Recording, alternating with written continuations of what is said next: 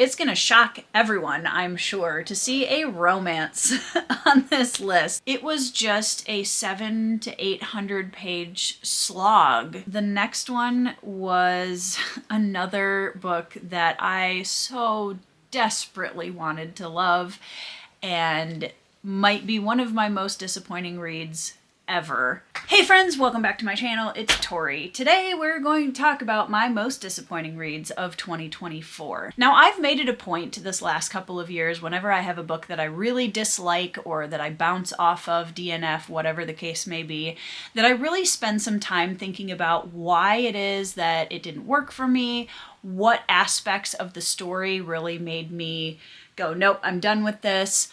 And so I think this video actually has always been kind of helpful for me to look back on the year and to start kind of recognizing if there's patterns to things that I'm not liking, and to be able to articulate why I don't like the reads that I didn't like this year. I've pulled 10 books off of my almost 100 reads for this year, and I have some that were just letdowns, some that I really thought I was gonna love and just for whatever reason they fell flat. I have some that I really viscerally disliked. And at the very bottom of my list, I have a couple that honestly are almost painful for me to even talk about, so we'll get to those last. I know that there are going to be quite a few books on this list that are big favorites here on BookTube and most likely for a lot of you watching, and that's completely fine. And again, I just always remind people this is my subjective opinion, and what works for me might not work for somebody else and vice versa. Can you tell I'm procrastinating? Okay, let's start with our first book on this list, and that is A Wizard of Earthsea by Ursula K. Le Guin.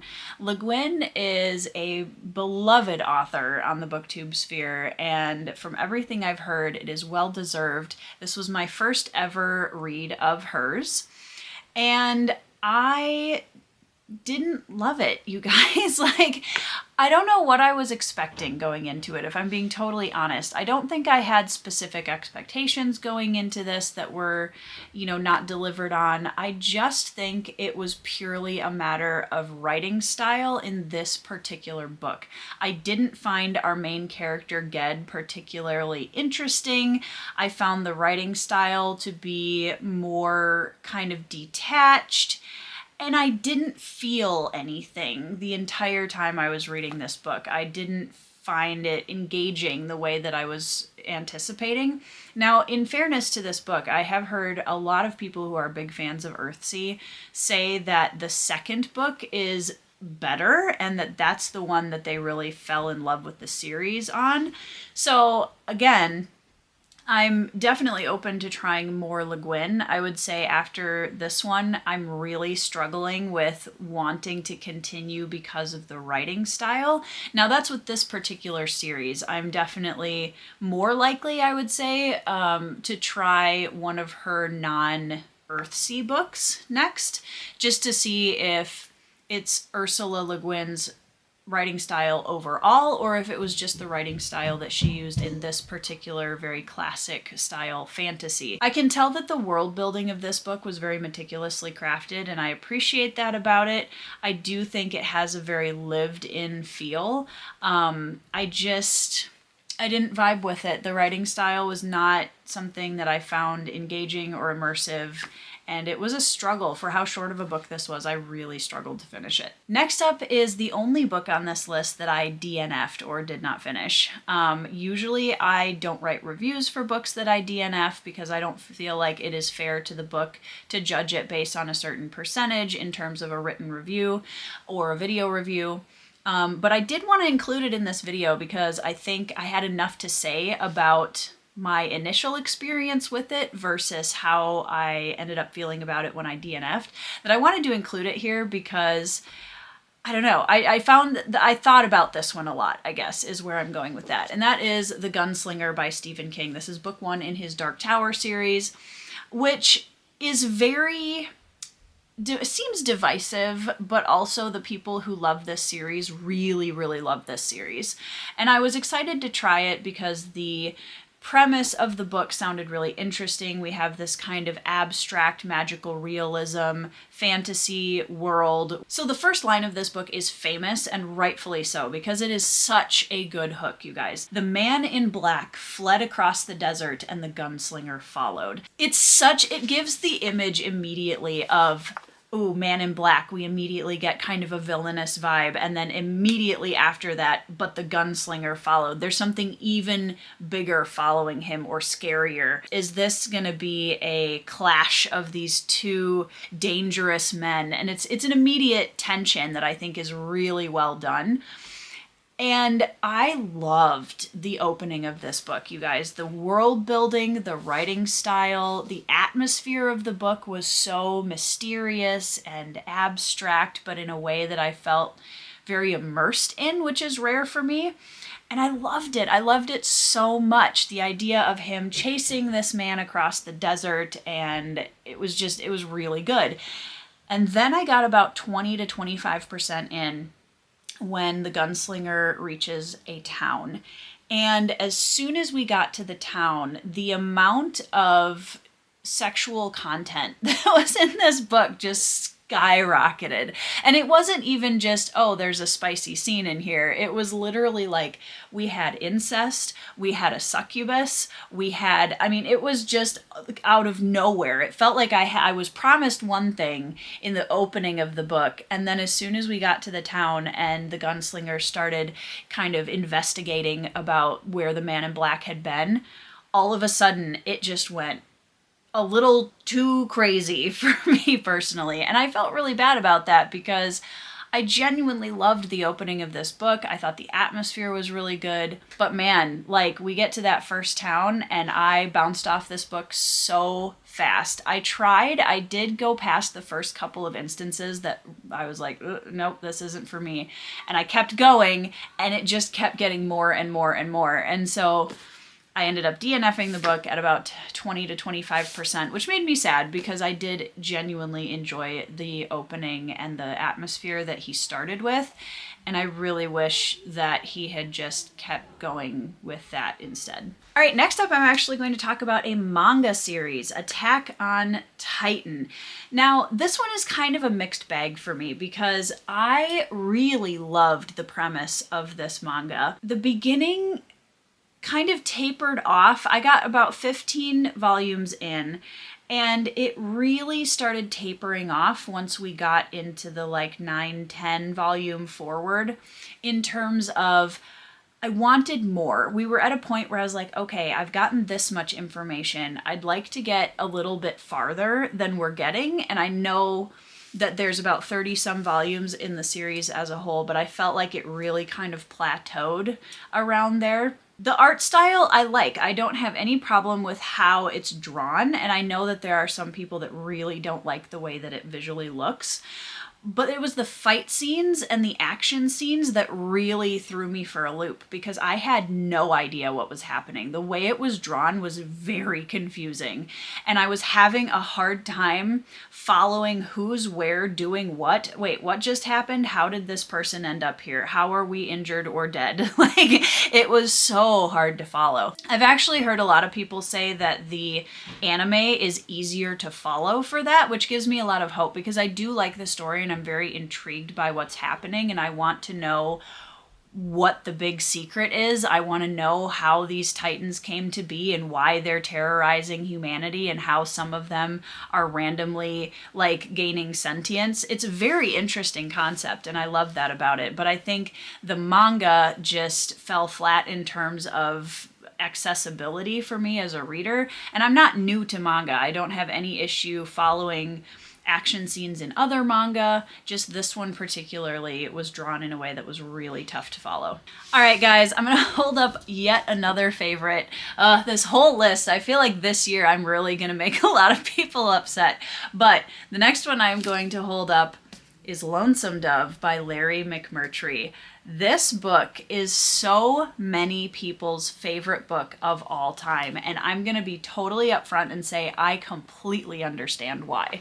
In terms of just the writing style, the characterization that Larry McMurtry is able to convey through this Western epic, honestly, is so well done. I loved that aspect of this book. And when I went to rate it after reading it, I really struggled to know where to place it and how to articulate why I hadn't rated it higher, because it is good. It's well written. Larry McMurtry is a master of the Western storytelling craft. There's no doubt about that. Where this book really went off the rails for me was the spotlight focus on a lot of very heavy sexual violence issues. I want to make the distinction here too that I don't think that Larry McMurtry handled the trauma of the main female character poorly. I actually think he did a pretty good job with that. I felt so bad because I really loved the motley crew aspect of this and the friendships and the themes of leadership and aging and, you know, trying to go on that one last adventure. I loved all of that, but it was hard to read and I didn't enjoy a lot of it. I found myself struggling to want to pick it back up despite the fact that I knew it's a good book. I just feel so beat down by it the whole time. The amount of sexual violence and just constant male gaziness that go on through the book, it's not coming through the author. I think he had a lot to say about the way women were treated in the book at the time. But I found it really heavy to read and I didn't feel drawn to it. I didn't want to spend a lot of time in that mindset. I just couldn't bring myself to like this book. The whole time I was so tired. I was so tired of so many of the spotlight focus areas of the book when it came to the women in the story especially, that I just got really tired of it. So I can understand why people love this book. But for me, it's not something that I would ever want to read again. Next up is the finale of a book series that I started last year, which is The War for the Rose Throne by Peter McLean. And the one in question specifically is Priest of Crowns, which is book 4. Now, I read 3 of the books in this series last year in 2023. I decided this year, you know what, I don't love where this series is going, but I really want to finish it because I'm so close. They're not long books, and there's only 4 of them and I have 1 left. I was so disappointed, you guys. I really struggle with nullifying character agency, especially at the end of a series. It feels like such a cheap shot to me and it makes me so frustrated and annoyed that I don't like it. And I feel like that's what happened in this series, which was so depressing because the atmosphere of the first book in this series, I enjoyed so much. It's one of the strongest first-person narratives I've ever read. The main character of Thomas Piety is so well crafted, so good. Again, great motley crew of characters that I just felt as the series kept going, the story swerved away from what I think the first book promised. And what I loved about the first book, I found less and less and less of as we continued on through the series. And this is another one I know a lot of people love, and I think it's very well written. I just really did not like that ending and just liked each subsequent book less and less as we went from book 1 to book 4. All right, let's pull out another favorite while we're on a roll here. That is Ship of Magic by Robin Hobb. This is probably not surprising to anyone who's been following my channel this year because I did a deep dive on this book about why I disliked it so much. After reading the Farseer trilogy, I was very excited to get into the Live Ship Traders, and this was actually one of my priority series for 2024, this trilogy. And I picked up Ship of Magic. I was so excited to start it. I got into it, and I have not had as visceral of a reaction to a book as I did to this one in a very long time. I actively hated this book. I say that very easily because it was the content of this book that really got such a strong reaction for me, not the writing style. Robin Hobb is a brilliant author. She's very talented and very impactful in the writing style that she has. And we take a bit of a swerve away from the characters that we met in the original Farseer trilogy. It's a completely new place, kind of new cast. And the concepts of the live ships themselves were so cool. I loved that aspect of it, and I think that was a really brilliant part of the story. It was just a 700 to 800 page slog through gaslighting and abuse, and just, it was so much. And there comes a point where having heavy content in fantasy, which is something that I typically enjoy, exploring those heavy themes and those really hard struggles, it's too much. And I felt like I was carrying a mountain while I was reading this book. And nobody was more surprised at how I felt about this book than I was, to be perfectly honest. I was shocked that I didn't love this book. I DNF'd the trilogy. I did not want to continue. I dragged myself to the end of this book.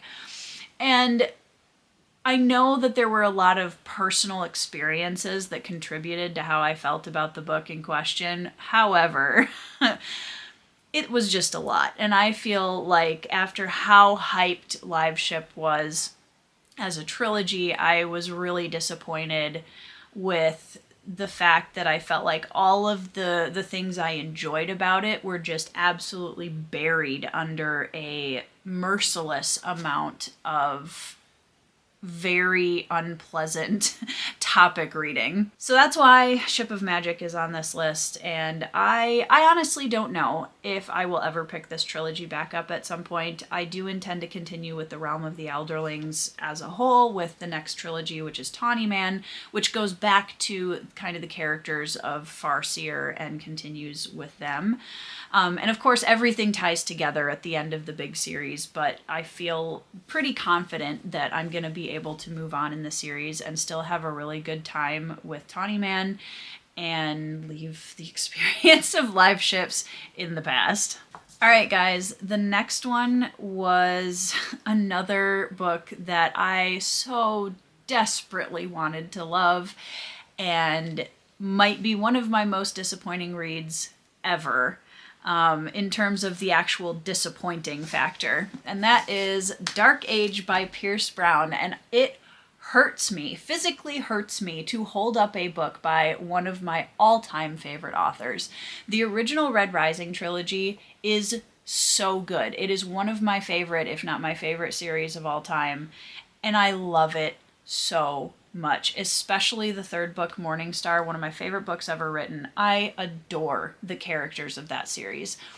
And I took a long time before I was ready to jump into the second era of the Red Rising universe, which starts 10 years after the end of Morning Star. This is the fifth book in the series. There are currently 6 available. I could not have been more disappointed about this. I have a vlog if you want to see my slow descent into madness while reading this book, but I feel like Pierce Brown really lost his way in Dark Age, and I think after reading it, it did not surprise me whatsoever that he needed a break in between writing Dark Age and Lightbringer, which is the one that comes after this, because he took a step back and he scrapped everything he had written in Lightbringer and then decided he needed to restart it because he felt like he'd kind of lost the story and the characters. And after reading Dark Age, I can completely understand why. Because we went so plot driven, there were so many conveniences in this book, and the amount of just gratuitous death and violence of named characters for no reason. I understand that war is deadly and messy and violent and awful. I read a lot of military-based books. It's not that. It's the way it was written in such a almost trite and plot-based way where things would just sort of happen And there was no motive. There was no, this makes sense. It was just like horrible, awful thing after horrible, awful thing after horrible, awful thing. And it didn't feel earned. And that's the big problem for me in books like this, where if you're going to expect me to have that level of an emotional impact with a book, you have to earn it. And there's a difference between emotional impact and emotional burnout. This book is just pure emotional burnout. It's not fun to read. I didn't like where a lot of the plot threads were going. And that was the other issue I had with it. It felt like Pierce Brown was trying to introduce everything in the kitchen sink. We had plot threads. We had things that were interesting and characters going places and doing things that were interesting.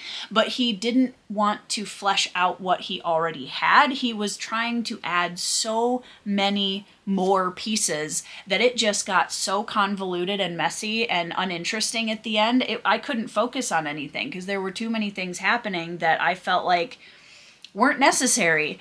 So yeah, I really did not like this book. I really hate that I didn't love this book. For those of you who haven't seen my update about Lightbringer, I did read the book after this, after a short break, and will definitely be the first to admit that that is a return to form, and I can see the work he put in to recenter and find the characters and really kind of right the ship a little bit. So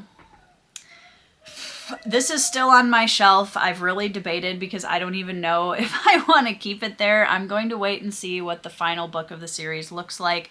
But for all of you who are not sure if you want to start Red Rising, you haven't read it before, obviously do what you want. But I would recommend just reading the original trilogy and just seeing how you feel about it after that, because I definitely view the first and second era of Red Rising as completely separate experiences. All right, next up, it's going to shock everyone, I'm sure, to see a romance on this list. This is Happy Place by Emily Henry. This was a romance that was recommended to me by some people who really enjoyed it this year. And I honestly have been wanting to branch out into genres that I haven't read a lot of. I want to taste test some contemporary romance, some mystery thriller, some nonfiction. I want to delve into those a little bit more going forward, because I do like to experience new things and expand my typical reading taste and just be able to have discussions with people who read different genres than I do more thoroughly. Emily Henry is a very popular contemporary romance author, and Happy Place was the first of hers that I have ever read. Happy Place really, really missed the mark for me for so many reasons. I did not like the main love interest couple, which is kind of the main point of a romance, so if you don't like them, are you really going to have that good of an experience? Probably not. I felt like the friend group in this was just so insufferable and toxic and frustrating, and all of the interesting things that I think Emily Henry had to say about how friendships change over the years and how, you know, going through different stages of life, there are growing pains, no matter what kind of relationship it is. And I think that's very relevant and very relatable to pretty much anyone who would pick up this book. And I really liked the moments of the story where she leaned into those themes. Unfortunately, I had to wade through a lot of toxicity and frustration and lust, and it's all paraded as romance. The book glorifies, I think, a very unhealthy party culture where having fun with your friends means that you get blackout drunk, you get stoned, and you just kind of throw responsibility to the wind, even if it means that it's a detriment to the people around you that you apparently love. It was so frustrating. And the main romantic couple drove me absolutely bonkers. It was trying to do a will they, won't they, but when your characters walk into a room and see each other after a break, which succeeded an 8-year relationship and a broken off engagement, they don't see each other for a while, and they walk back into the same room, they see each other for the first time, and immediately they're picturing each other naked. Like, I'm just like, and then it doesn't stop for like the entire book. And the relationship came across as very frustrating and shallow because the real intimacy beyond the physical was so backseat in this book. I think I've kind of gained a reputation that I hate romance, which isn't true. I don't like what's being sold as romance, typically speaking, in a lot of modern love stories I say very loosely. I don't think Emily Henry is a bad writer. I think her dialogue and banter is very fun. I think that she does a good job kind of weaving in some interesting themes into the story, and I wish she had just brought those to the forefront a little bit more. So that's basically my experience with Happy Place. It did not deliver the happy place I was hoping for, and I didn't feel the warm fuzzies or the tingles. At some point, I am determined to find a romance author that will change my mind about a lot of the issues I have with modern romance, but Happy Place was not the book to do it. All right, now we're going to get to 2 books that make me just, I don't even want to talk about them, which is why they need to be on this list, because they are definitely the worst books, in my opinion, from my subjective viewpoint, that I read this year. The first one is Swords and Deviltry, which is book 1 in the Fafhrd and the Grey Mouser series. It's a classic fantasy by Fritz Leiber. This book made me so angry reading it. There was so little substance in this story. It's very classic fantasy. It's very like sword and sorcery.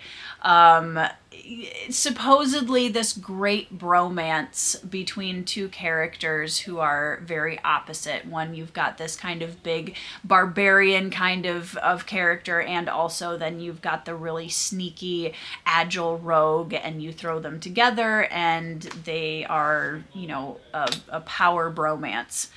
I really did not like the writing style of this book. I did not like the characters. I found them to be incredibly flat and just one note. They were not interesting. They felt almost like caricatures as opposed to characters, and that's something I bounce off of very quickly. To get into why I had such a visceral dislike for this book, specifically, was the amount of male gaze and the way the female characters in this book were portrayed was just honestly painful. The only reason these girls were in the book was to clap for the heroes and be convenient plot elements, and it drove me bonkers. And also just the convenience and the plot heaviness of this story in terms of the driving force of what's going on in the narrative was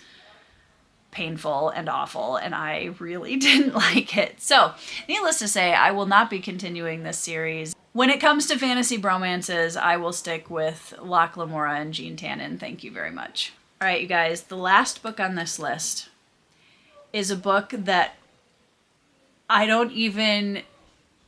feel like talking about it gives it too much credit. I read Bride by Ali Hazelwood, and I regret my life decisions so much.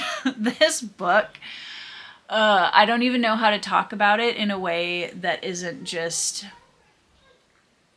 pure disgust, and I know I'm using very strong words on this book particularly, and I feel no remorse whatsoever for that, because this book is awful. It's so bad. It is pure, like, garbage fan fiction that got published. I'm sorry. It just is. It's so bad. It's so bad. It's so bad. This is a vampire werewolf crossover. I don't even, like, my brain has compartmentalized this reading experience somewhere in a dusty corner where I can't access it, because my brain does not want to think about this book ever again. It's so bad. Please don't read it. The miscommunication tropes, the just absolutely beyond cringeworthy spice. The world building had so many plot holes, and the continuity wasn't even a thing that happened, that existed. That wasn't important to the story. The characters, especially the main female vampire character, were... Oh, this book. So, needless to say, I really did not like this book. I do not recommend it to anyone. Usually I try to send a book towards its intended target audience, and I have nothing positive to say about this book. I hated it so much, and I do not want anyone else to read it. So, that's officially my thoughts on Bride. I'm so glad that I think this is the last video on my channel where I'm going to be talking about this book, because I had to include it on this video because it was by absolute continence the worst book I have read this year, and possibly in my entire time on BookTube, and that's saying something. So we're gonna put Bride in a coffin and bury it really far down somewhere where we never have to think about it again, and our life is going to be so much more positive because of it. All right, guys, I hope you enjoyed this video. Those were my most disappointing reads of 2024, and I'm so excited to get to the end of December and talk about all of my favorites, because for all of the disappointing reads I had this year, I had so many good reads, and it is going to be very hard to choose 10 to round out my top 10 of 2024. It's gonna be a slugfest in there trying to decide which books to feature, because there were so many good ones. I know I talked about a lot of beloved books on this list, so if one of your favorites is on this list, please don't be offended. We can still be friends. It just didn't work for me.